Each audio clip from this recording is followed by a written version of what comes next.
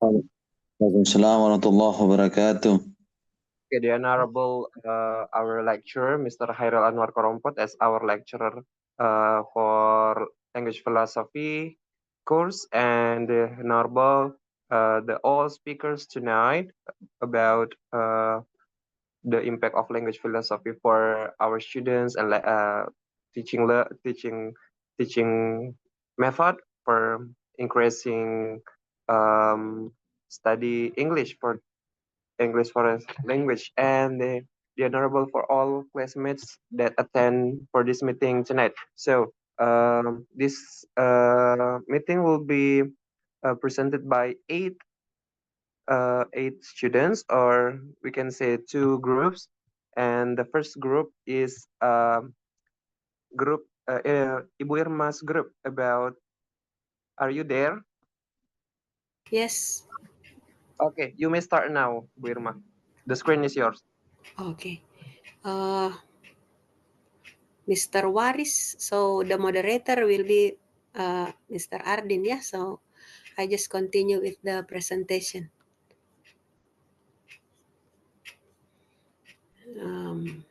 Okay. Good night, everyone.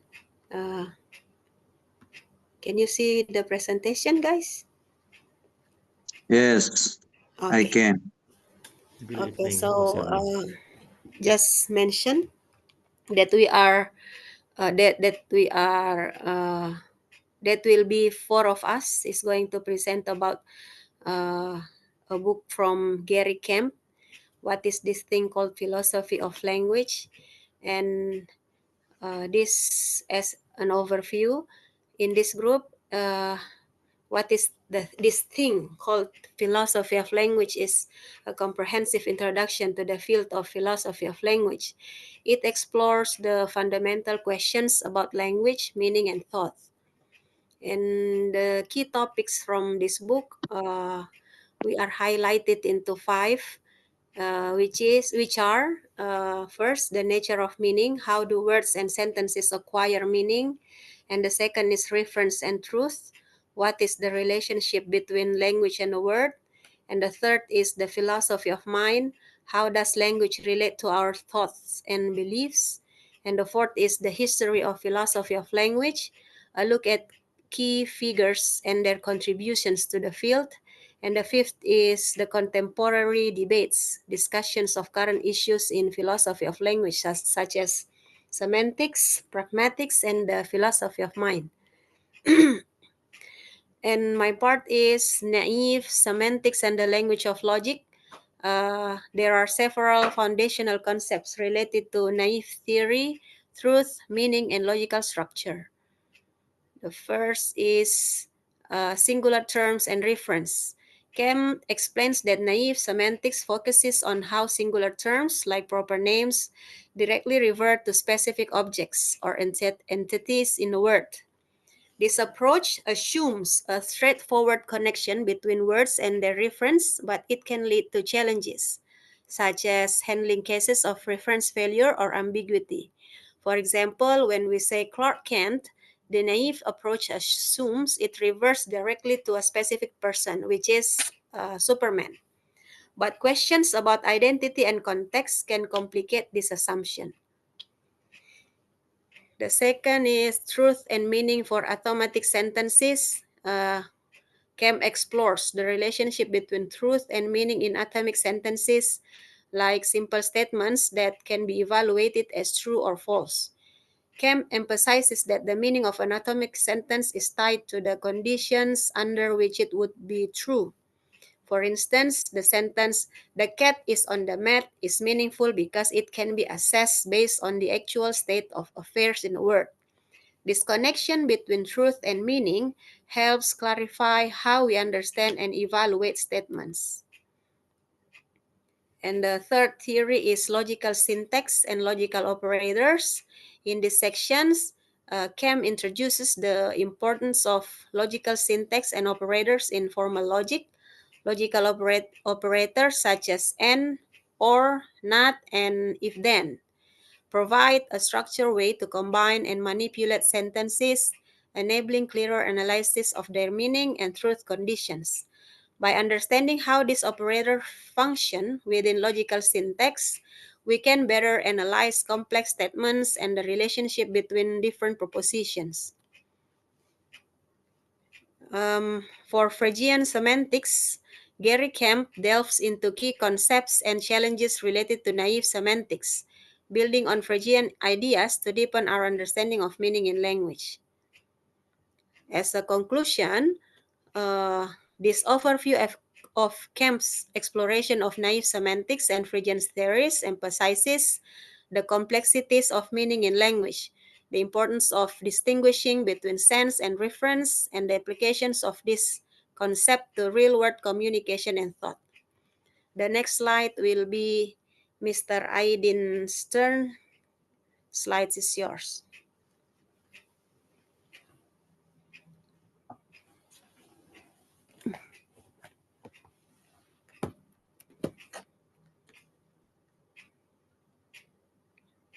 Am I audible? Yes, yes. Yes, ma'am. Okay. Mr. Aydin, are you there?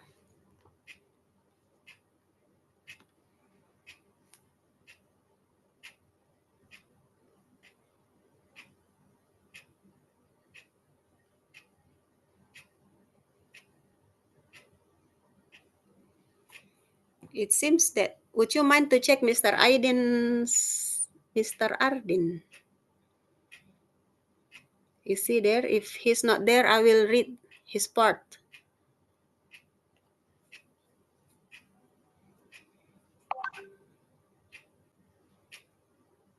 Okay, it seems that he's not responding, so I'm going to continue his part. I He's tried not to joining. call him. Okay.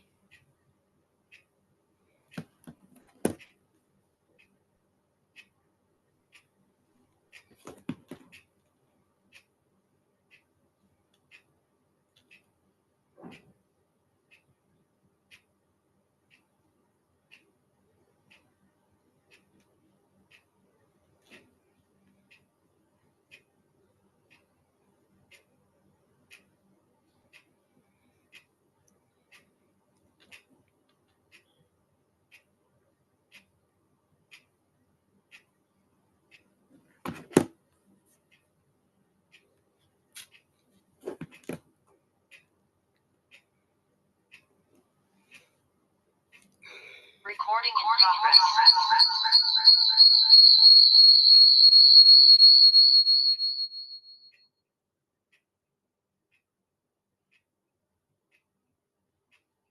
Ibu Irma, I think while we waiting for Ibu Paidin, we can move to the other presenter.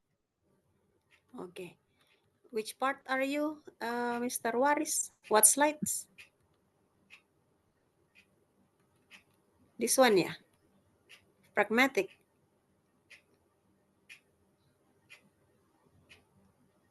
Or baso, maybe. Oh yes, bisa net. Who's that? Baso Kak. Okay. Okay. Wait a minute. From this, yeah? From Yes. this one? Yes. Okay. Please, you may continue. Okay, thank you. We continue this material about the Queen's philosophy of language. According the Queen has one of the beginnings and in the philosophy of language.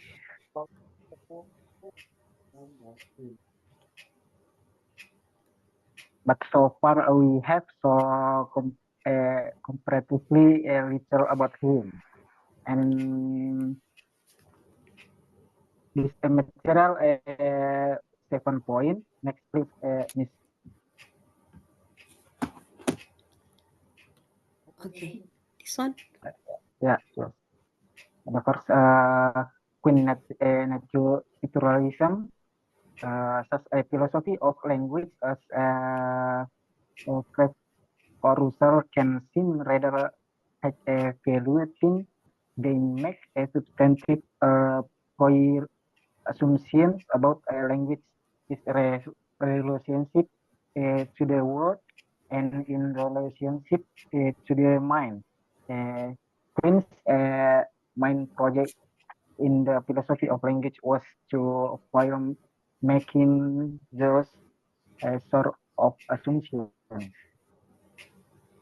Uh, so there is a Queen, a famous proclaim no first philosophy. It is not only with society itself and not with some uh, pure philosophy that reality is to be identified and described. And the next slide.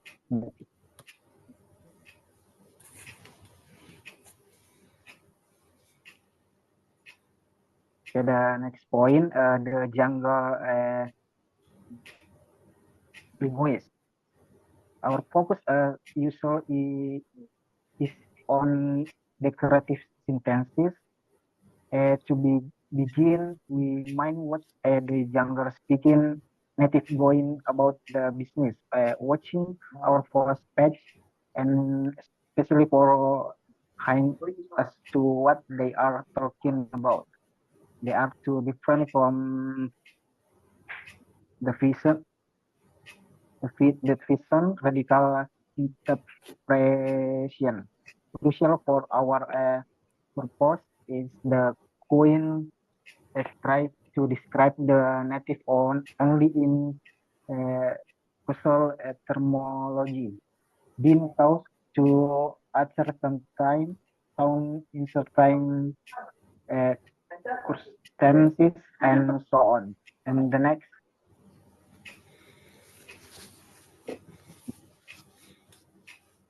so the next point, terminancy. The two manual could correct translate one sentence of the jungle into different sentences of English that stand in no plausible relation of violence. However, loose Queen put in. Meaning is not something objective. The assignment of particular meaning to oppression in describing into and interest relative, no, something that could be validated by the impersonal producer of society. In the next meaning and analytic truth. So according to Quine, they are not facts that would justify script of a meaning. However, Queen is well aware that the word meaning is well established. A word of ordinary language, we do ordinary speak of the meaning of the word. And indeed, we have such things as a press book and dictionaries. Such people as a lexicograph and translator. The next, the argument dormant the epistemological significance of the content of meaning. So Queen idea is replaced the picture reveal just justification is linear with what is not visible holy. And the next can process plans no analysis. The ins and outs that the issue are not important and understanding. Queen's motivate, Queen reject the idea of the meaning of the individual sentence, and through natural does not believe this is well defined text conceptual analysis. The last point, the place of naturalism. There is hope for one of like naturalism, but is to accept a queen narrative conclusion for the idea of meaning. The next point, it presents alternative. According Ludin Grants,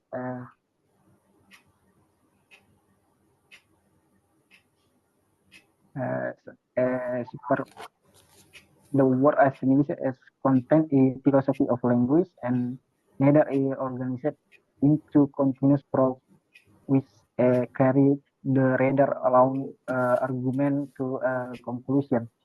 And this is a 5 point.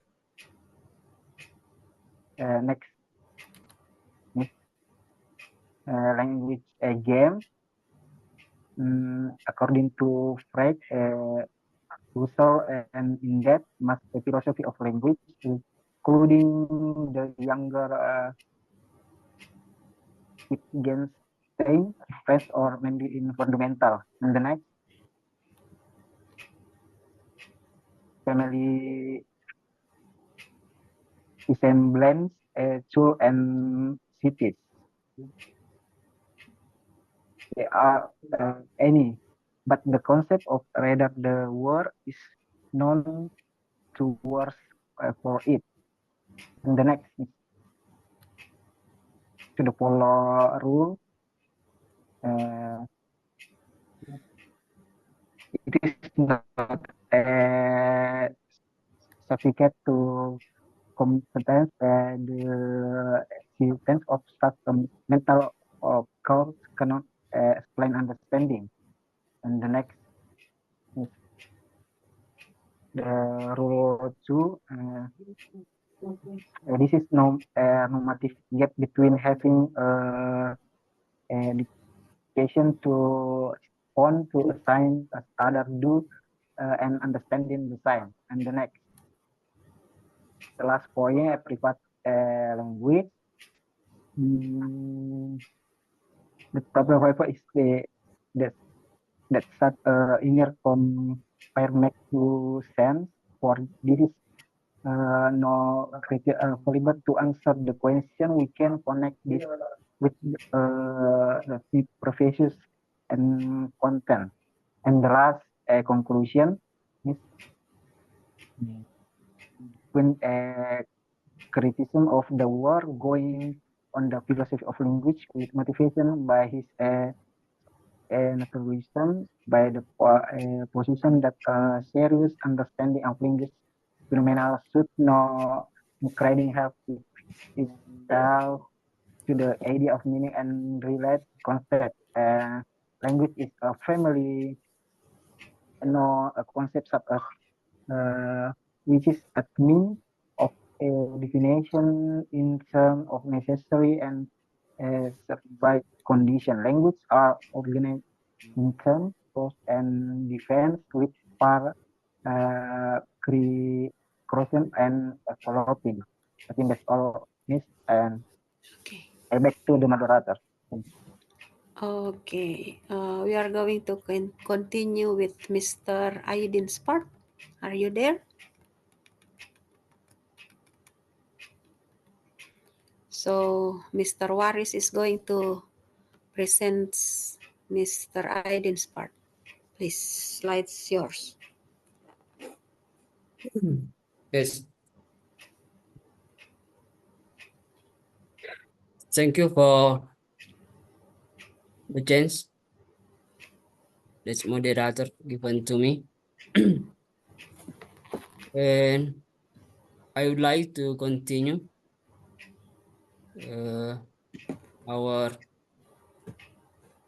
presentation or discussion topic tonight. This section I would like to have about Russellian semantic. Yeah. As we can see in the screen,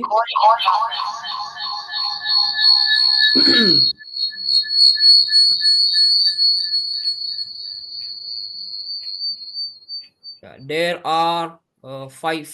Yeah, there are five aspect about Russellian semantic. They are referential theory. The first one, yeah, referential theory, and the second one, description and definite description, and the third, contextual dependence, and the fourth one, logical forms, and the last one, truth condition.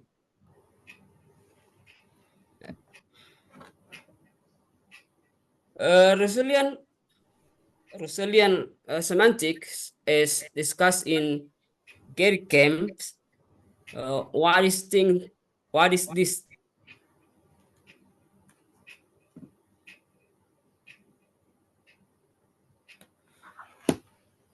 For understanding a meaning in language that is heavily influenced by the ideas of Bertrand Russell. Yeah.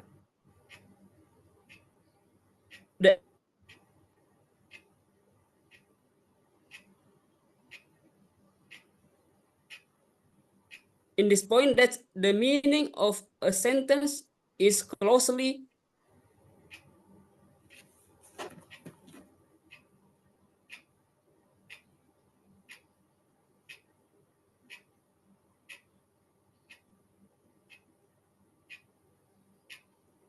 textual entities involved.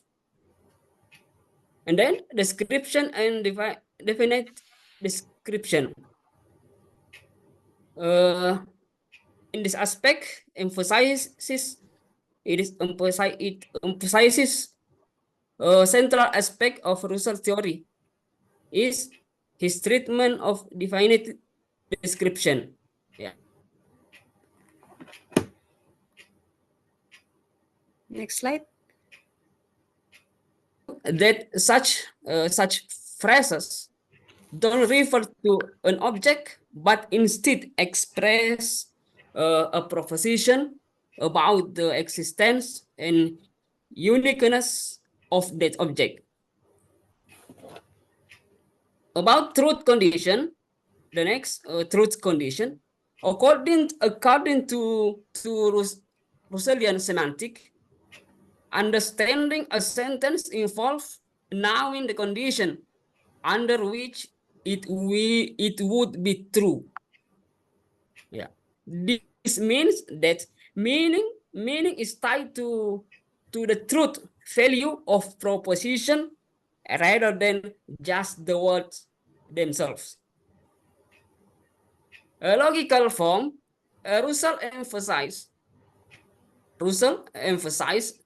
the importance of analyzing sentence into their logical forms to clarify their meaning.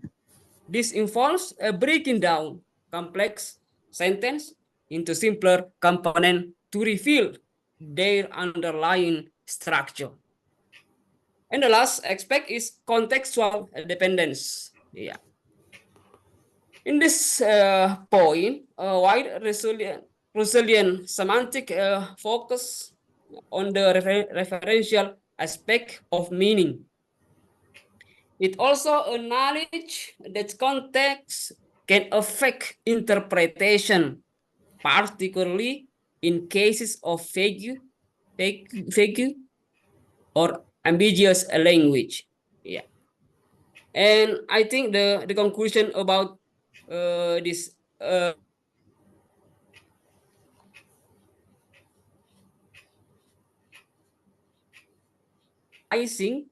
how language relates to the world, emphasizing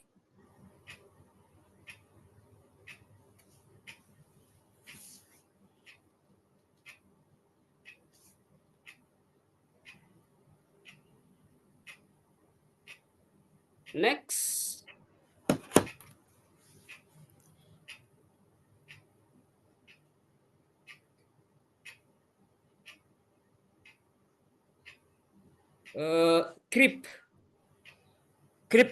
Kripke's causal theory. Kripke and Putnam.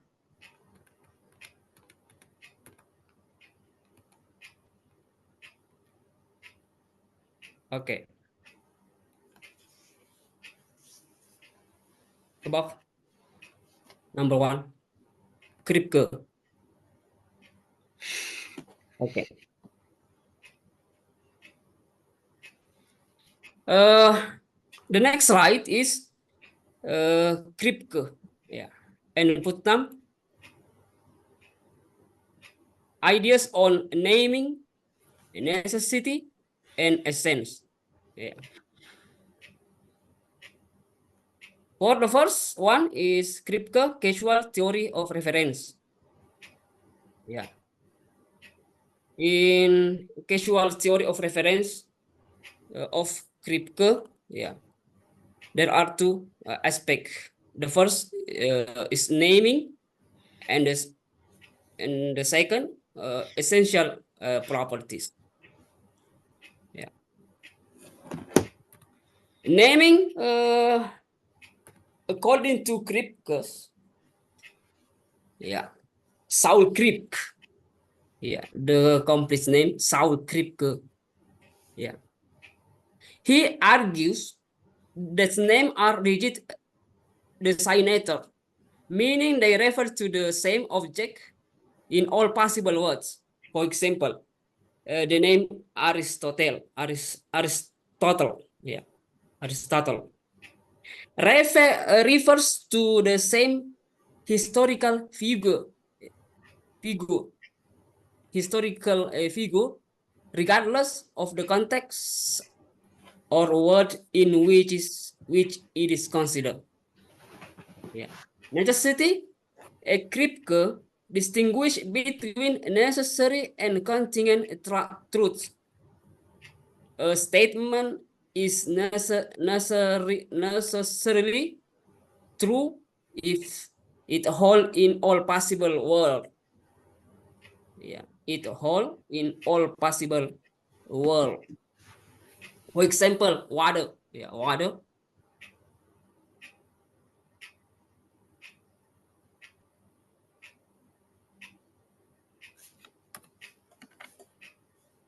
Yeah. And the second one is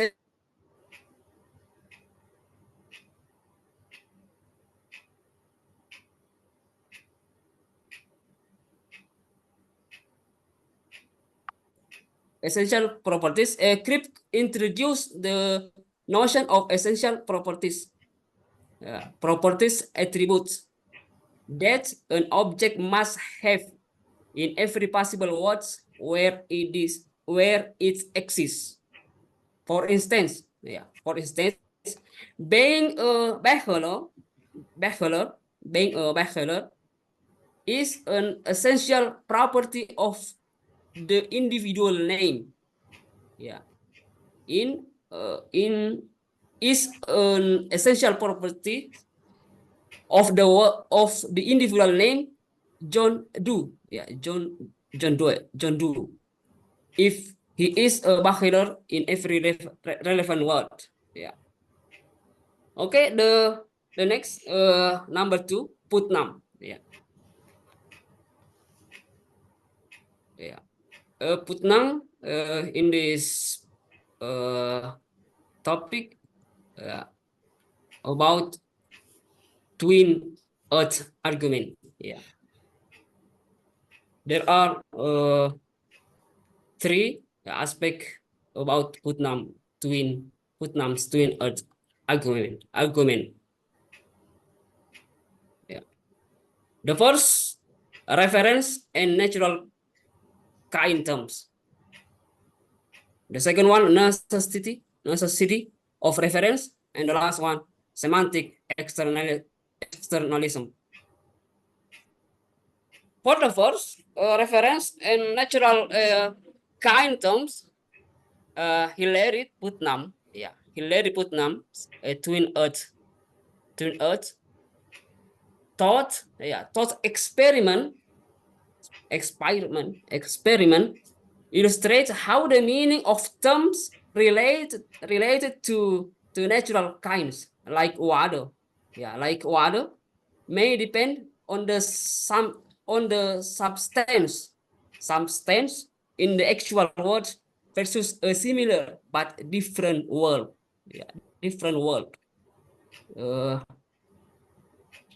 Tetapi dunia berbeda, di dunia yang berbeda. Kemudian necessity of reference.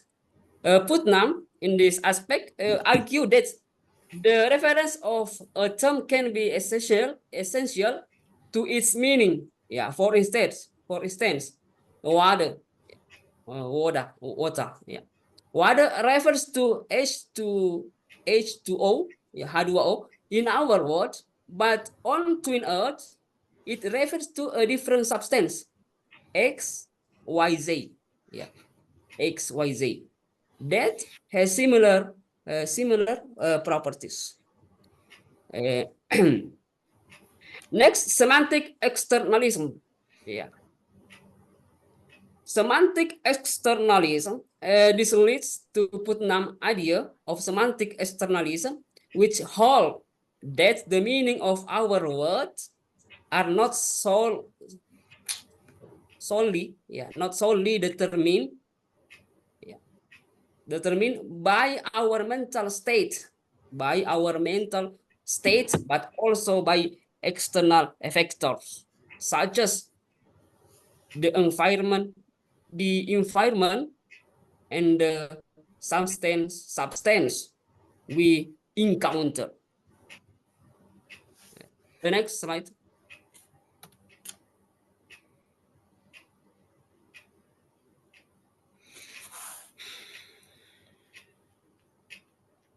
Okay. For number 3, the part of Kripke and Putnam. Number 3 is interconnection of names and necessity and essence.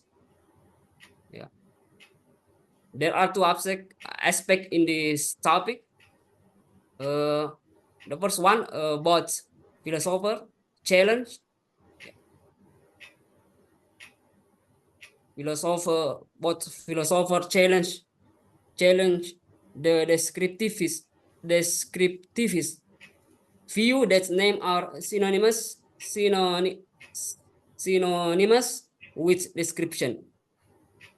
Instead, they argue that names have a direct connection to the objects they refer to. In this point, they argue that names have a direct connection to the object they refer to, which carries implication for necessity and essence. The next or the last one, Kripke and Putnam impact. Kripke and Putnam impact, their insight have profound implication for metaphysics, and philosophy of language, particularly in understanding how we reference object and the nature of truth across different possible worlds. Okay, the last about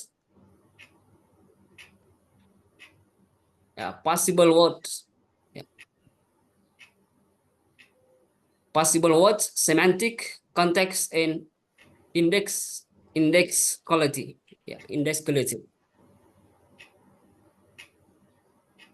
There are 2 points, and each point there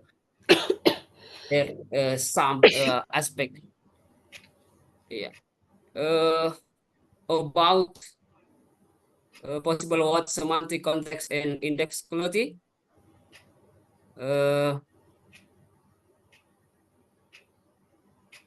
The key points are there are 2. The first one, possible word semantic. There are 3. There are 3. context, and index quality. Yeah. Possible word semantic. There are two aspects. The first one, framework. Yeah. Framework is a possible word semantic is a way of understanding meaning by considering different words or scenarios where statement can be true or false. This approach allows for a richer analysis of model concepts like necessary and possibility. And the second, truth condition. Yeah, truth condition. It's about a statement truth can vary across possible words. Yeah, a statement truth can vary across possible words, possible world. For example, the statement it is raining. Yeah. For example, the statement it is raining might be true in one word, but false in another. Yeah, depending on the circumstance. Yeah, depending on the circumstance. And the next context is a role of the context. Yeah, about context play a crucial role in determining meaning. Yeah, determining meaning. Yeah. The same sentence can have different meaning depending on the context in which it is uttered, including factors like a speaker intention, audience, and situational factor. And the second one, dynamic interpretation. Yeah, dynamic interpretation. It's about the interpretation of sentence often shift with context, affecting how we understand proposition across different possible words. Yeah. And the third, index quality. Yeah. Index quality. Okay. Slide. The next slide.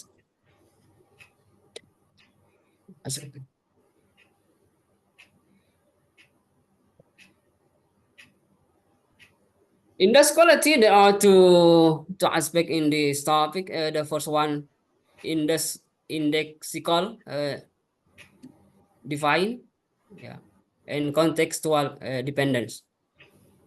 For the first indexical define are expression whose reference change depending on the context of utterance.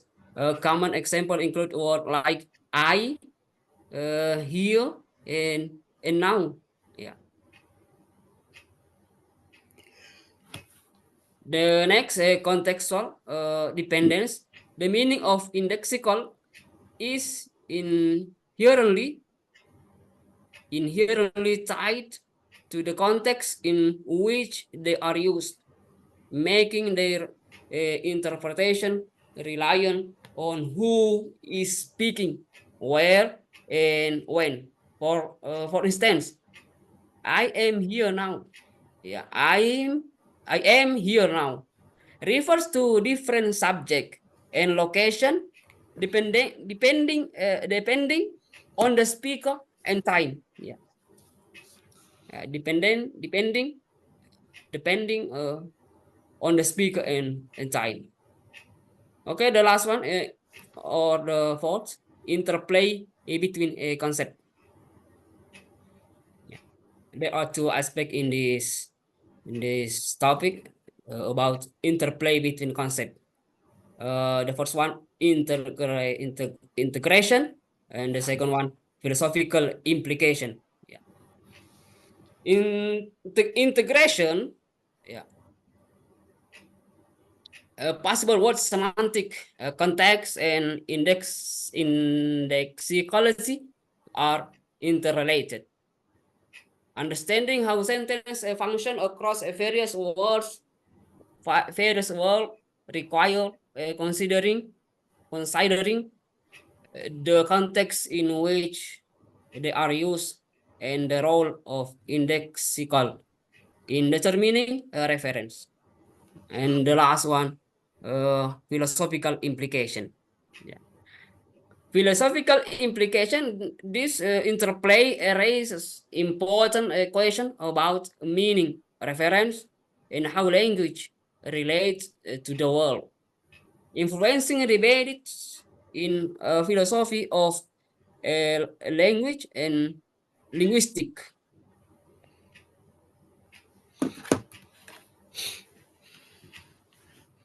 The conclusion of Kemp's discussion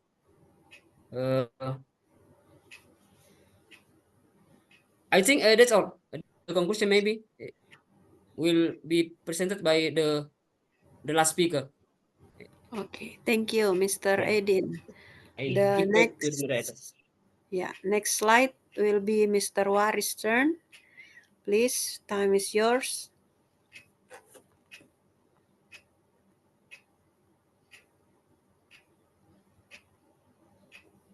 Mr. Waris, are you there?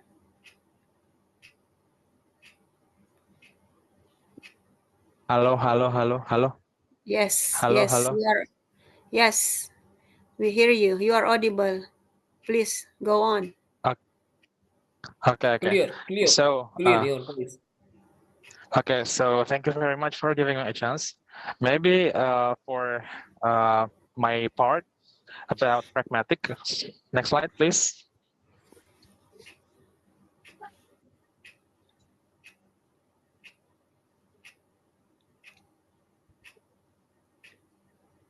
Already? So, as you can see on screens, guys, this is explanations about pragmatic, that theoretical linguistic in this chapter. We will explore about initial forms and motivations and consider some applications. Next, please. Okay. This one?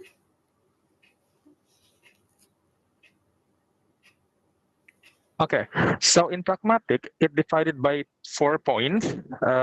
Those are mood and form revisited, speech act theory, implicator, and in the last part, it's also metaphor. Next, please.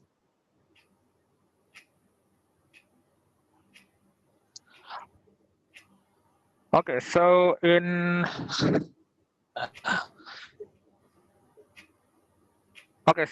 mood and verb revisited, mood, the grammatical forms in tense such as declarative, interrogative, and imperative affect the force, the impact of or effect of the speaker intentions. Can discuss how the mood of an utterance can enhance or alter its meaning pragmatically. For example, if I say kamu harus di sini jam 8, you have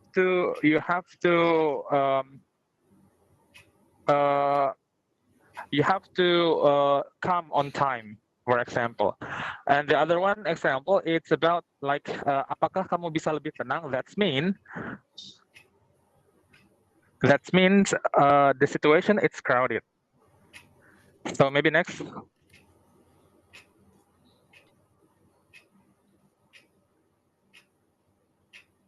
Okay, so speech act theory, it's divided by 3 points.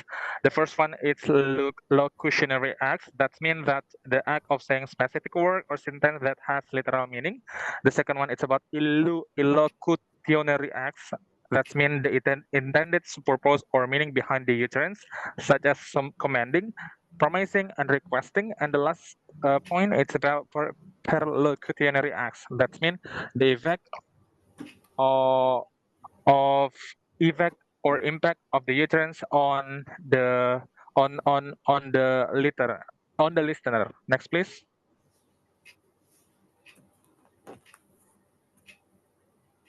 Implicator, please. Implicator. Yes. This one? Oh. No. Next, please. This one. Okay. So implicator, introduced by Grace refer to the implied or indirect meaning that is understood post context. Cam stresses that implicator relies on shared assumptions between the speaker and the listener, as well as prevailing prevailing social conventions. For example, if we say that kopi di sini mahal sekali, that means that we have to looking another coffee shop, right? Or maybe we in imperative that we say that apakah kamu tahu sekarang sudah jam berapa? That means that maybe you late, you come late, someone memperingatkan bahwa kamu itu terlambat. Okay, next about next please. Metaphor. Okay, next about metaphor. Kim also discusses metaphor as a pragmatic tool in language. Metaphor allows speakers to convey deeper meaning or complex feeling through implicit comparisons. In a pragmatic context, metaphor are not understood literally but are seen as a way to enrich the meaning of utterance. For example, if I say kamu itu mawarku, that's mean metaphor. It's different also between metaphor and similar. In similar, it have a sign such as like or as. It's different like you are my flower, for example. Kamu itu adalah bungaku. That's metaphor. If it's similar, that means like you are like my flower, or you are as my flower. I hope that you got the point, the difference between metaphor and similar. Okay, next please. This point will be discussed about the proportional attitude. Next please.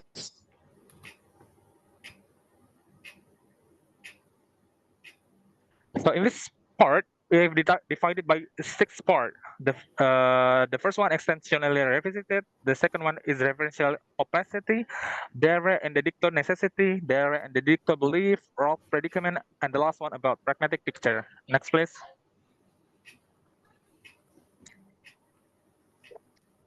Okay, the first point is about extensionally revisited. The point addresses how proportional attitude relate to the extensions of terms or concept. When we talk about proportional attitude, we are often concerned with the external world and how our beliefs about certain object or state of affair correspond to those objects.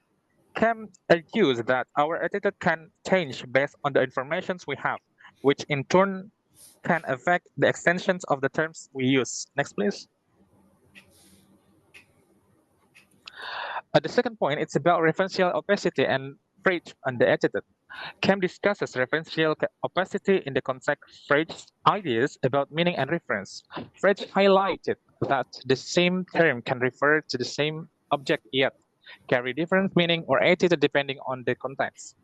In a proportional attitude, this means that a person beliefs can be opaque substitutions of coreferential terms without altering the overall meaning. Next, please. Okay, now we move to the dere and the dicto necessity. Cam distinguishes between dere concerning the thing or the noun and the dicto concerning refers to the saying, necessity regarding attitude. Dere necessity refers to belief that are necessary with respect to a particular object, while the dicto necessity refers to belief that are necessary regarding the statement made about that object. Next, please. Now, in this slide, we talk about dere and the dicto beliefs. This point expands on the distinctions between dere and the dicto beliefs. Kant notes that how individuals express their belief can have implications for their attitudes. Understanding the nuance between these types of beliefs help clarify how people articulate their thought about reality. Next, please. Now about Ralph predicament. Cam uses the example of Ralph predicament into illustrated issues of belief and attitude.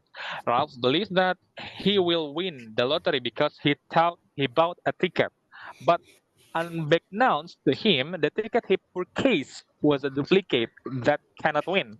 This scenario highlights how a person's belief about the situation doesn't necessarily reflect reality. Next, please.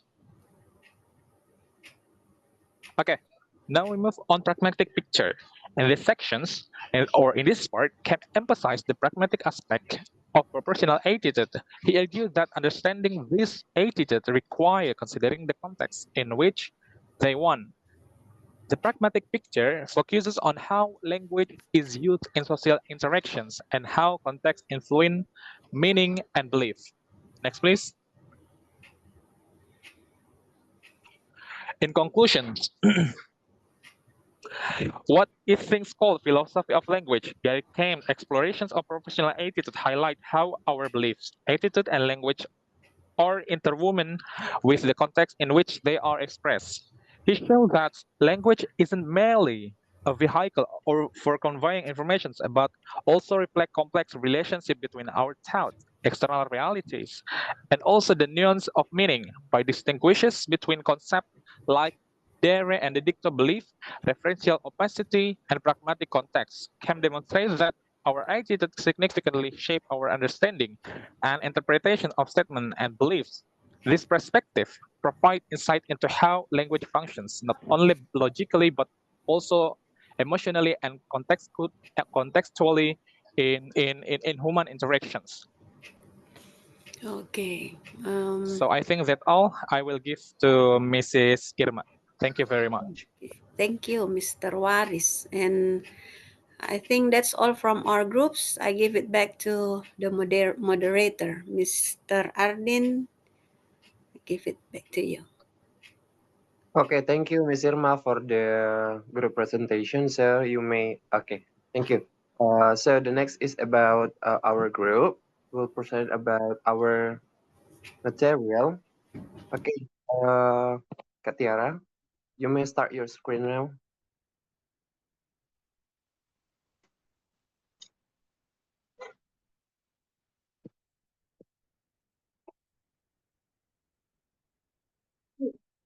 Okay, can you make it a Zoom? Or yeah, okay, thank you.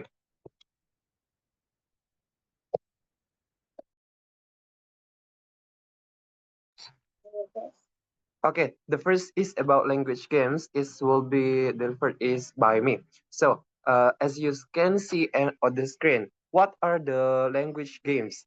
The concept of language games was first introduced by philosopher Ludwig Wittgenstein in his book um, entitled "What is the Thing Called Philosophy and of Language?"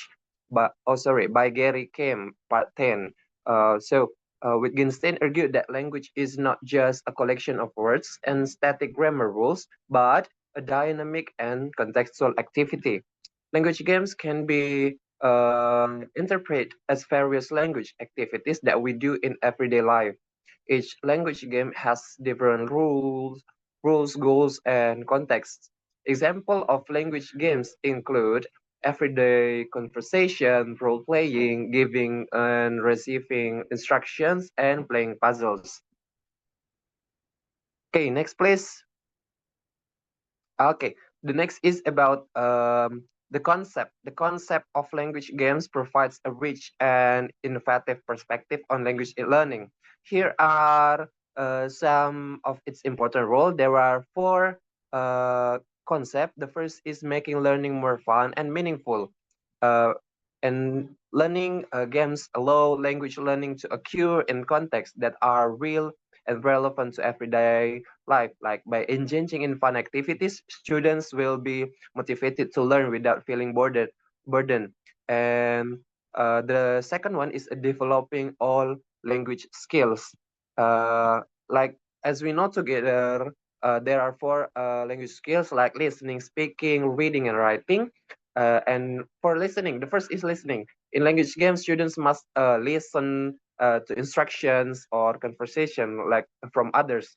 And the second one is speaking. Students practice pronunciation of words and sentences. And the third one is reading. Some language games involve reading contexts like books or something like that. And the last is writing, like students can write short stories, dialogues, or notes based on the language games. And the next is improving contextual understanding of language. There are three things on improving contextual understanding. Like the first is unwritten rules. Language games help students understand the unwritten rules of language, such as the use of language appropriate the social situation. Next is language nuances. Students learn about the nuances of language, such as formality, informality, sarcasm, and humor, something like that. And the next is multifunctionality of language. Language games can show that language can be used for various purposes, such as informing, entertaining, and convincing. The next is facilitating collaborative learning. Uh, like this part is two point. The main point is two. The first is collaboration. Like many language games are designed to be played in groups, so students can learn to collaborate and help each other. And the second one is exchange of ideas. Like through interaction with peers, students can expand their vocabulary and improve their language skills. And the next is about example of application of language games in students' language learning. The first is conversation simulation. Students pretend to be various character in different situation. The second one is language crossword puzzles. Students complete a crossword puzzle with words in the language being learned, so like English or something like that. And the third one is word card games. Students match pictures with the words. And the last one is role play. Students play a character in story or drama, something like that. And the next is about my POV as a student and POV as a teacher about language games. When I was a student from elementary school, high school, and undergraduate studies, I felt that language games had an important part or a role in increasing my interest in learning as a student, especially in learning foreign language such as English. Uh, Packaging in the form of games such as puzzle or quizzes that shows the picture to makes the learning process more effective and more exciting. This makes the learning situation more positive because maybe we as a student, especially for early childhood, who are just learning a language and then given a foreign language as an addition, will be more store in our head if it is packaged with what we like. For childhood era, maybe they like something like games, and play, something like that. And my POV as a teacher about language games. Okay, sorry. Okay, my POV as a teacher about language games. Being a language teacher is a complex thing. Of course, we have to give the best to students, especially in choosing a language that easy to convey meaning to students. Um, in my past year, like I have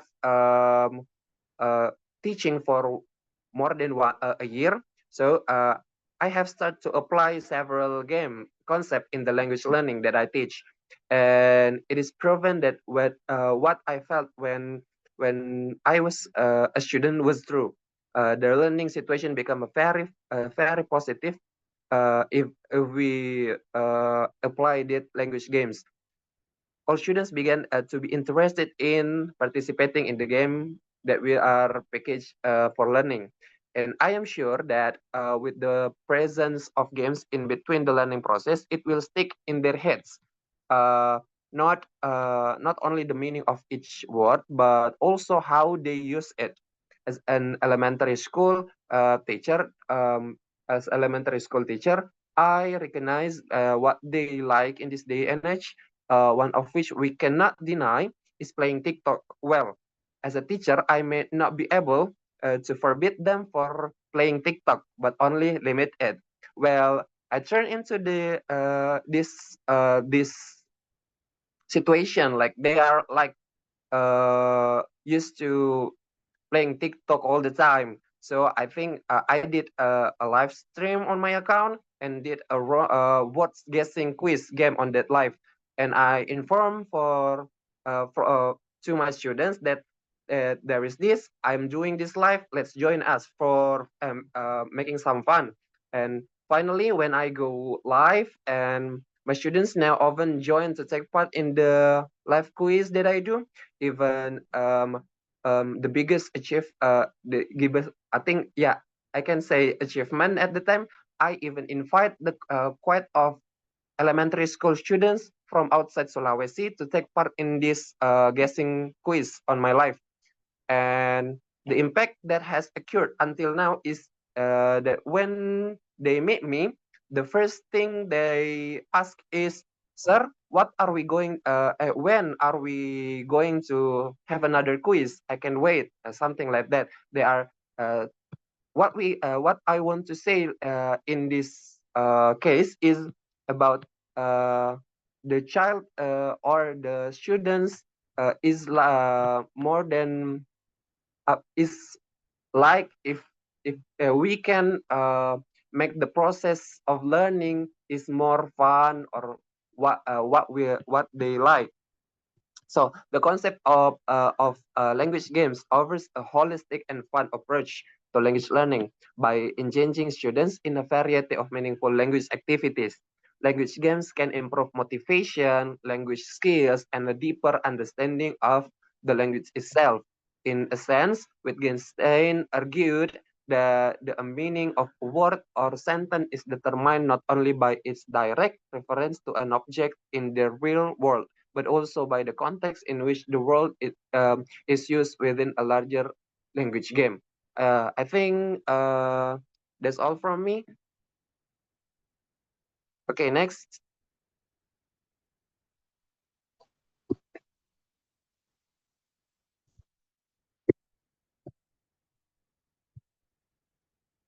Am I audible?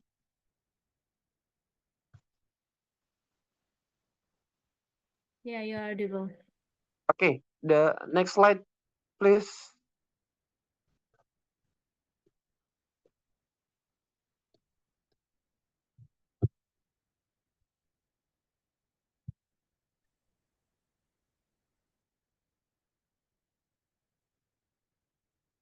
Okay, the next is about family resemblance.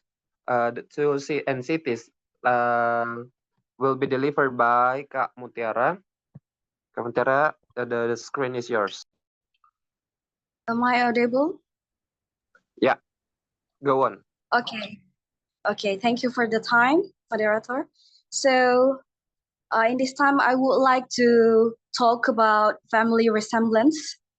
Yeah, it is a philosophical concept popularized by Ludwig Wittgenstein. He is introduced this concept as an effort to clarify how we think about the sense and meaning of certain words. Wittgenstein used the analogy of family resemblance to show the reader, to show us how a word works and is understood with overlapping similarities rather than one fixed definition. So imagine a large of family may look different in many ways, but they can still relate it because of shared traits like eye color, nose shape, or similar habits. For example, in a family, grandparents may have very different physical characteristics, but their children or their grandchildren might inherit a mix of traits from both. Like a grandchild might have the eye color of their grandmother, but the facial structure that resembles their grandfather. That illustrates the family resemblance in a family. So the next slide. Yeah, this is one of the most famous example of family resemblance in the category of games. So I put card games such as poker, bridge, and solitaire, board games such as Monopoly, sport like basketball, tennis, and video games like action and puzzle. So there is no single definition that covers all types of games, but we can observe similarities between different types of game.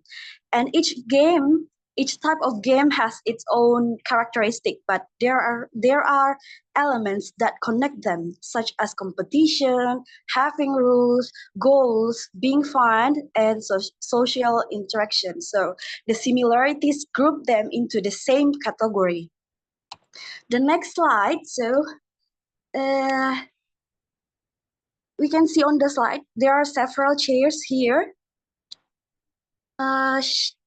Chairs may share some characteristics such as legs or support, a seat, back support, and armrest. And most chairs have legs, but some may not. Such as beanbag, but I forget to put the picture of beanbag here. And all chairs provide a place to sit, but they can look and feel different based on their shape and what they are made of. And the idea is that while no single feature is essential to all chairs, they share a family resemblance. They share a characteristics. While chairs have various shapes and size, they share a common function, that is providing a seat. So we mention it, this is a chair. In the next slide, yeah, this is my last slide, applying the family resemblance philosophy in a classroom. So I put some steps a teacher can take that playing a concept of family resemblance on the class. The first is get to know our students. Start by understanding each student's background, interest, and their personality. It means that we as a teacher have to build a connection with our students. We have to build a better atmosphere on the class. And the second is encourage discussion. The third is appreciate difference. The fourth, collaborative, active, and the last, reflection and feedback. Discussion and collaboration activities help allows them to share their perspective and learn from each other. So as we know, sometimes when we study with our friends, there is usually something we can get from them or we can learn from them. And I also have experience when I was a private teacher for a kindergarten. That was my first time teaching kindergarten. In the beginning, I tried my best by organizing my lesson plans and teaching materials. But after I trying to implement my material, their moods constantly shifted. They just want to draw. So I realized that there was something wrong with my teaching approach. I thought to myself, so what should I do now? And then I tried to looking for some reference, and then I tried to incorporate game-based learning with category picture game. It includes pictures of fruits, animals, vehicles, and others. That I asked them to group the pictures by category, such as I said, everything that can fly, and then they try to look for the pictures, and then they are happy, loving, and cheerful, which was different from before. I thought to myself, oh, I got it. Yeah, they are like to playing while they are learning. So it happened a long time ago, but I just realized that it was an application of Ludwig family resemblance concept. It makes children recognize that there are similarities in groups or categories, and help them realize that not all in the group are identical, but are related to each other. Yeah, I think that's our, from my part. Go back to the moderator. Okay, thank you. The great presentation, Katiara. So the next is about a following rule, the follower rule, but I will be delivered by Pak Lodi. Pak Lodi, the screen is yours. Thank you very much, Arden. Can you hear me? Yeah, of course. All right. Go on. Thank you. So my part is called Follow a Rule. So this part is based on Saul Kripke's book on Wittgenstein's ideas on rules in private language. The first part is about Wittgenstein ideas, and the second part is based on Saul Kripke's criticism about this. So there are, based on Wittgenstein ideas on rules and private language, there are, if I'm not mistaken, let me see, there are five parts that we can, 5 key points that we can take it. The first one is complexity of understanding. The second one is the role of public criteria and shared conventions.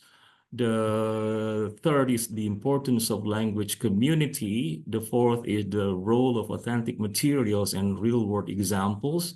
And the last one is the importance of creating a stimulating and engaging learning environment. All right, the first one is the complexity of understanding. Wittgenstein's analysis on the airport signs scenarios highlights the complexities involved in interpreting and following rules. Understanding is not merely a matter of mental interpretation or the presence of an internal replica, but rather a learned disposition or inclination to respond in a particular way. The second part, the role of public criteria and shared conventions. Wittgenstein emphasizes on the importance of public criteria and shared conventions in language use. Without agreement in judgments and shared dispositions, communication would be impossible.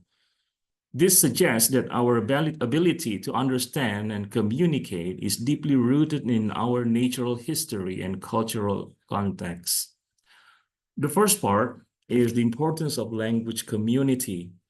A classroom community where members share a common understanding of the rules and conventions governing language use is essential for effective language learning. The fourth is the role of authentic materials than real-world examples. Using authentic materials and real-world examples can help students connect with the language and culture, making learning more meaningful and engaging. And the last part is the importance of creating a stimulating and engaging learning environment. This means by incorporating Wittgenstein ideas, teachers can create a classroom environment that fosters social interaction, collaboration, and critical thinking, ultimately promoting language acquisition and understanding. So the conclusion of the first part of Follow Rule 1 is Wittgenstein argues that understanding is not purely intellectual process, but a practical skills rooted in our shared habits and dispositions. Rather than relying on conscious interpretation of mental representations, understanding involves acquiring dispositions to respond to signs in specific ways. This understanding is shaped by our social context and shared practices, making it a fundamentally social phenomenon. The next part is Follow a Rule, part 2. Problems of following rule. Adin, can you move to slide 11? So in this part, in essence, this part explores the complex relationship between individual understanding, community norms, and the nature of rules. It highlights the limitation of individual understandings and the role of social practice in shaping meaning and correctness. The first part, Kripke's criticism is focusing on dispositions versus understanding. Simply being disposed to respond to a sign in a certain way is not enough to understand it. One must be disposed to respond in the right way according to the shared understanding of the linguistic community. The second criticism from Kripke is the septical problem. This means we can never be absolutely certain that our understanding of a rule aligns with the intended meaning, as there are infinitely many potential applications of the rule. The third criticism from Kripke is the normative gap. Even if we consistently follow a rule, our behavior doesn't inherently become right or wrong. There is a gap between mere disposition and genuine understanding. In response to Kripke's criticism about follow a rule, Wittgenstein's response in this way. The first one is social context, and the second one is quietism. The social context of language use is crucial for understanding and normativity. The community's practices of correction and criticism establish what is right and what is wrong. The second part about the quietism. Wittgenstein suggests a form of quietism regarding the septical problem, arguing that we must simply accept certain aspects of language use as part of our forms of life. The conclusion of the second part is Kripke argues that merely having a disposition to respond to a sign is not sufficient for understanding it. True understanding requires a deeper connection to the shared norms and practices of linguistic community. While individual understanding may be limited, the social context provides a framework for evaluating and correcting linguistic behavior.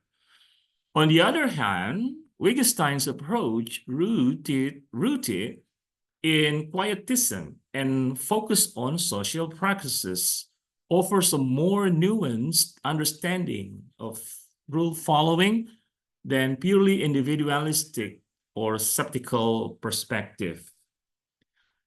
Now I'm going to answer the question that was given by Pak Ling about how would Wittgenstein's ideas on rules and private language help my students learn and help me teach English better.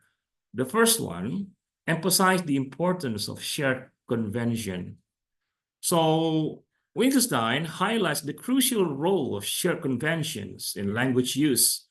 As an English teacher, we can emphasize the importance of understanding and following the rules and conventions of the English language. This includes grammar, vocabulary, and cultural norms. So by fostering a shared understanding of these conventions, we can create a more effective and coherent learning environment. The second part, encourage collaborative learning. Wittgenstein's ideas suggest that language learning is a social activity. By creating opportunities for collaborative learning, such as group discussions, paperwork, and projects, we can help students develop their language skill, while also fostering a sense of community and shared understanding. The third is focus on authentic language use. What this means. Wittgenstein's critique of private language emphasizes the importance of public criteria and shared conventions. We can incorporate authentic materials and real-world examples into our lessons, so to help students connect with language use in a meaningful way. This also helps them develop their understanding of the cultural context in which the language is used. The fourth is promote critical thinking and reflections. Wittgenstein analysis of complexities involved in interpreting and following rules encourages critical thinking and reflection. By asking students to consider different perspectives and analyze language use, we can help them develop deeper understanding and appreciation for language use. The fifth is provide clear and consistent guidance. Wittgenstein's emphasis on the role of a knower, in quotations, in guiding learning suggests that the teacher played a crucial role in providing clear and consistent guidance. By offering clear instructions, explanations, and feedback, we can help students navigate the complexities of English language and make progress in their learning.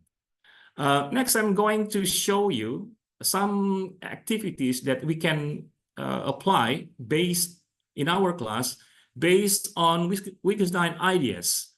5 Wittgenstein's ideas based on complexity of understanding, role of public criteria in shared conventions, authentic materials and real-world examples, then the importance of language communities, and finally, creating a stimulating and engaging learning environment. Can you show them the slide 17, Ardin? So I'm going to show you some activities that I applied in my classes, not the formal education, but the non-formal education.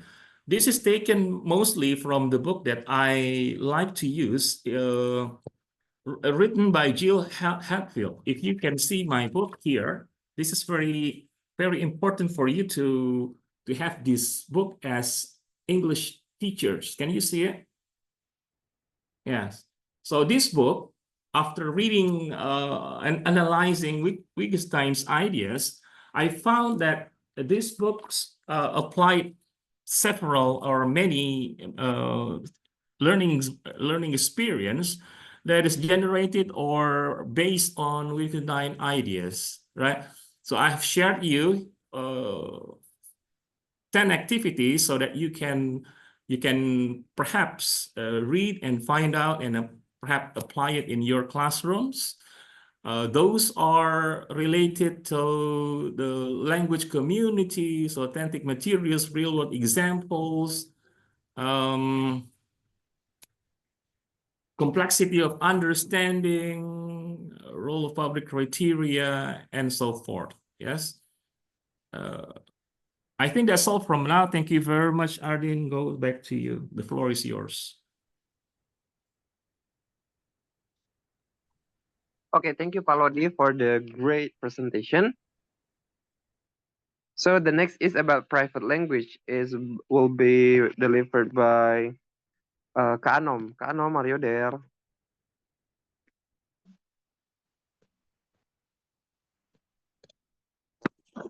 Yes, I'm here.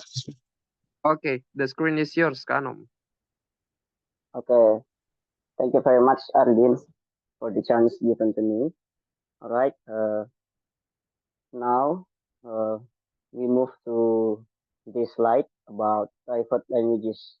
Private language is a concept introduced by philosopher Ludwig Wittgenstein in his work Philosophical Investigations. This term refers to a language that can only be understood by one individual, making it inaccessible or incomprehensible to others. Wittgenstein argues that for a language to be meaningful, it must be connected to shared practices and public criteria for understanding.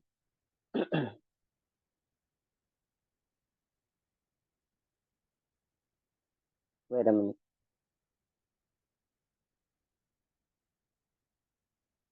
No, previous slide.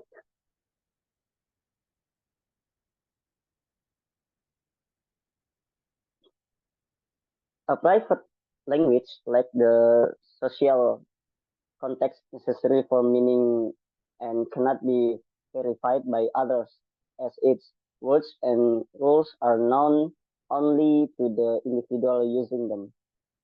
Wittgenstein's exploration of private language critiques the notion that one can develop a language based solely on internal experiences, devoid of communal context. He emphasizes that language is a social phenomenon tied to our interaction with others. Therefore, the meaning of words is shaped through communal use and agreement. In conclusion, a private language fails to fulfill the primary function of language, especially effective communication, because without external reference or shared understanding, its expressions remain isolated and lose meaning for others. Okay, next slide, please. Here are several points explain about private languages. Firstly, is about incommunicability. Private language, private language doesn't allow for effective communication, as the meanings of its words are only understood by the individual using them. For example, a teacher uses specialized terminology in their instruction that only they understand, such as giving a unique name to a particular teaching method. Yeah, if students are not familiar with these terms, communication becomes ineffective. And then the second one is subjective experience. Private language relates to highly personal experiences and feelings that cannot be explained or shared with others. For example, a teacher who has a personal emotional connection to a theme in literature might use terms or phrases that only hold meaning for them. Relating a novel to a personal memory without explaining the context to students. And then the third one is critique of language understanding. Wittgenstein challenges the idea that we can have a fully private language, arguing that language always involves social context and interaction, such as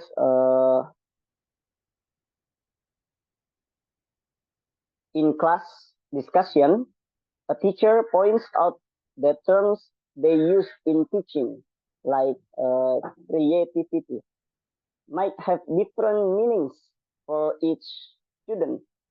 The teacher encourages students to discuss their understandings of the term, demonstrating that language is social and cannot be fully private. And the fourth, and the next one, the next point is system of signs.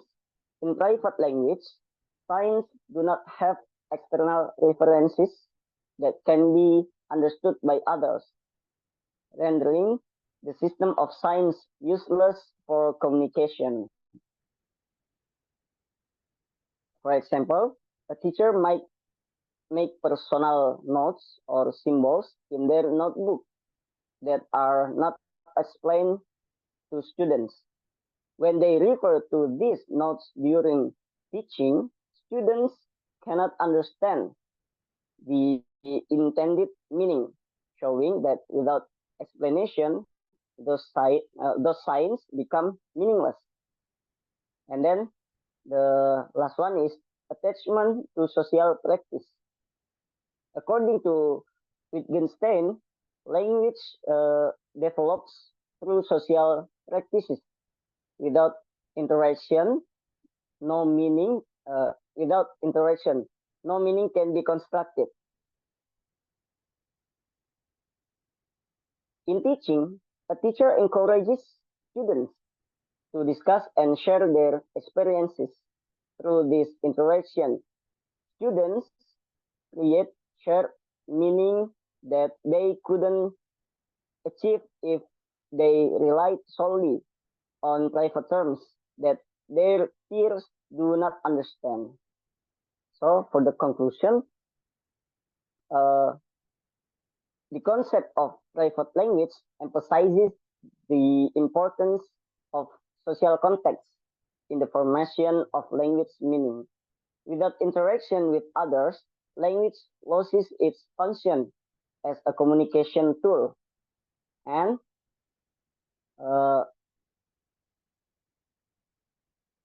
this illustrates how the concept of private language can manifest an educational context and highlight the importance of social interaction in effectively understanding and using language. Okay. I have experience because I'm a barber. In the barbershop world, there are specific terms and a private language used to define and customize desired haircut styles. Among barbers, we refer to three main types. First is taper, and then fade, and the last one is long trim. Each with its own criteria. So if you want to know about these kinds, you can come to me, and I will cut your hair, and then I will explain about these kinds of the haircut style. Okay, I think that's all from me. I give it back to the moderator. Okay, thank you, Kanom. So I think that's all for our group presentation. So the next is, I don't know what we can say. What we can do. The next is, okay, I think that's all for our discussion tonight. So maybe we can end this meeting, I think.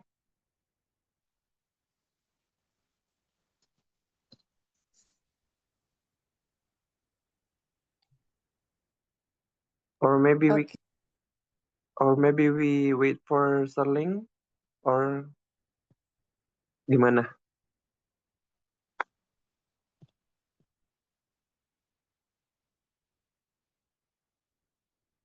Excuse me, Mr. Hairil, are you there?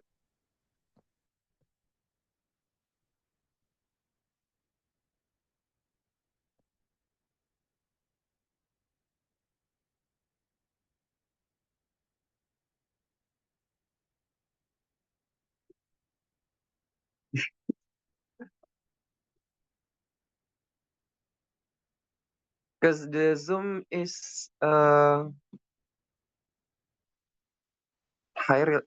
Hairil's room, so I think Mr. Hairil have to end this.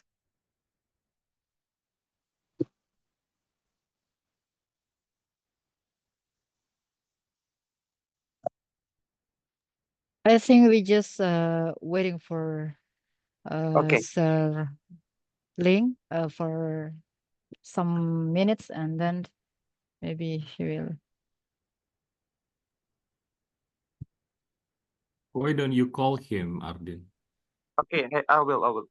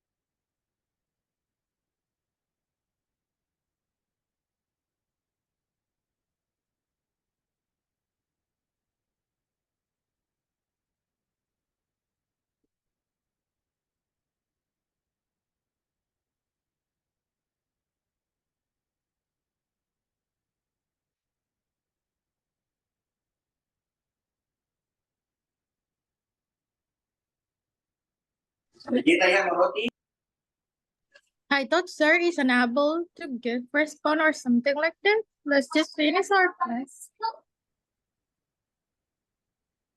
Sorry, Kak. Sir said before that sir is unable to give response or something like that. Yeah, but the room is Mr. Hairal's room, so I think. What about if we just out of the room? But the recording is still Running, yeah. yeah. Oh yeah. Oh, thank you, sir. Okay, so maybe we can end this meeting, sir.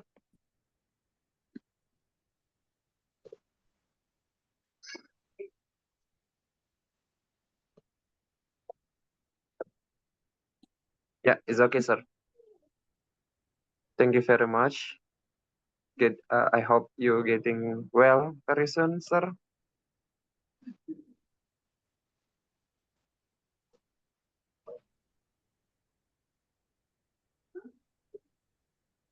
Okay, sir. Thank you very much. Thank Perhaps you. next time Thank you you, can sir. respond. See you, sir. I See think the you next answer time, is yes. sir. We can Good end the meeting. Good night, Thank everyone. you. Have a Thank nice you. Sir, weekend. Back Assalamualaikum to warahmatullahi the next time. Assalamualaikum moderator. warahmatullahi wabarakatuh. Back to the Thank you to moderator. all. Good Please, night. moderator, close. Thank you, sir.